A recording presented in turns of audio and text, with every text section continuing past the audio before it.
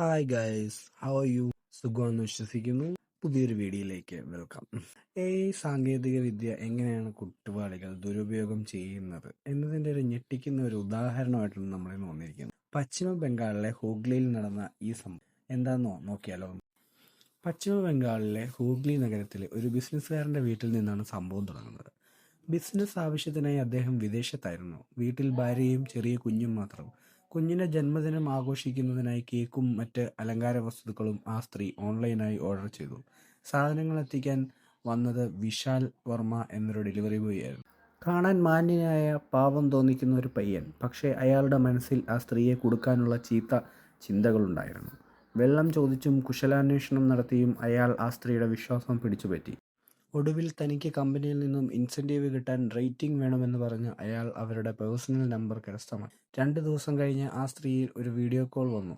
വിശാലിൻ്റെ കമ്പനിയിൽ നിന്നാണ് പരിചയപ്പെടുത്തി ഒരാൾ റേറ്റിംഗിനെക്കുറിച്ച് ചോദിക്കുകയും വീഡിയോ കോളിലൂടെ സംസാരിക്കുകയും ചെയ്തു. ആ സ്ത്രീ അറിയാതെ അവരുടെ മുഖം ആ കോൾ വഴി റെക്കോർഡ് ചെയ്യപ്പെടുന്നു. പിന്നീട് അവർ വാട്സപ്പിൽ ഒരു വീഡിയോ സന്ദേശം അയച്ചു. അത് കണ്ട് അവർ ഞെട്ടിപ്പോയി. അവരുടെ മുഖം മറ്റൊരു നഗ്നശരീരവുമായി AI ഉപയോഗിച്ച് ചേർത്തിരിക്കുന്നു. അതൊരു ഡീപ്പ് ഫേക്ക് വീഡിയോ ആയിരുന്നു. വിശാൽ ഈ വീഡിയോ കാണിച്ച് അവരെ ഭീഷണിപ്പെടുത്തി വീഡിയോ ഭർത്താവിന് അയച്ചു കൊടുക്കും, ഇന്റർനെറ്റിൽ പ്രചരിപ്പിക്കും എന്നും പറഞ്ഞ് ഭയന്നുപോയ ആ സ്ത്രീയെ അയാൾ ഭീഷണിക്ക് വഴങ്ങി. അയാൾ തൻ്റെ സുഹൃത്തായ സുമൻ മണ്ഡലുമായി ചേർന്ന് ആ സ്ത്രീയുടെ വീഡിയോ വീട്ടിലെത്തുകയും അവരെ ചൂഷണം ചെയ്യുകയും ചെയ്തു. അവരുടെ മുന്നിൽ വെച്ച് വീഡിയോ ഡിലീറ്റ് ചെയ്തെങ്കിലും അവർ അവിടെ വെച്ച് രഹസ്യമായി മറ്റൊരു വീഡിയോ റെക്കോർഡ് ചെയ്തിരുന്നു. ആ വീഡിയോ കാണിച്ച് പിന്നീട് മാസങ്ങളോളം അവർ ആ സ്ത്രീയെ ബ്ലാക്ക്മെയിൽ ചെയ്തു. സഹികെട്ട് ആ സ്ത്രീ ഒടുവിൽ പോലീസിനെ സമീപിക്കുന്നു. ആദ്യം പോലീസ് ഇതൊരു സാധാരണ സംഭവമാണെന്ന് സംശയിച്ചെങ്കിലും നഗരത്തിൻ്റെ വിവിധ ഭാഗങ്ങളിൽ നിന്ന് സമാനമായ പരാതികൾ വരാൻ തുടങ്ങിയതോടെ അവർ ഉണർന്നു പ്രവർത്തിച്ചു. വിശാലിനെ പോലീസ് പിടികൂടി. അവൻ്റെ ഫോൺ പരിശോധിച്ചപ്പോൾ പോലീസ് പോലും ഞെട്ടിപ്പോയി. 30ഓളം വീഡിയോകളാണ് അതിലുണ്ടായിരുന്നത്.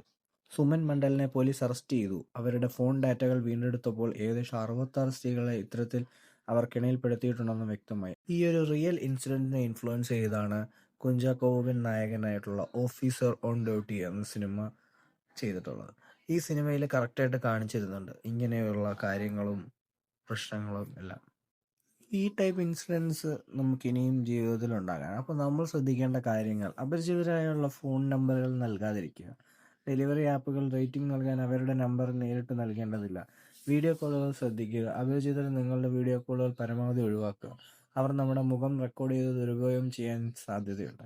ബ്ലാക്ക്മെയിലിന് വഴങ്ങരുത്. സൈബർ കുറ്റവാളികൾ ഭീഷണിപ്പെടുത്തിയാൽ പേടിച്ച് അവർക്ക് വിഴങ്ങരുത്.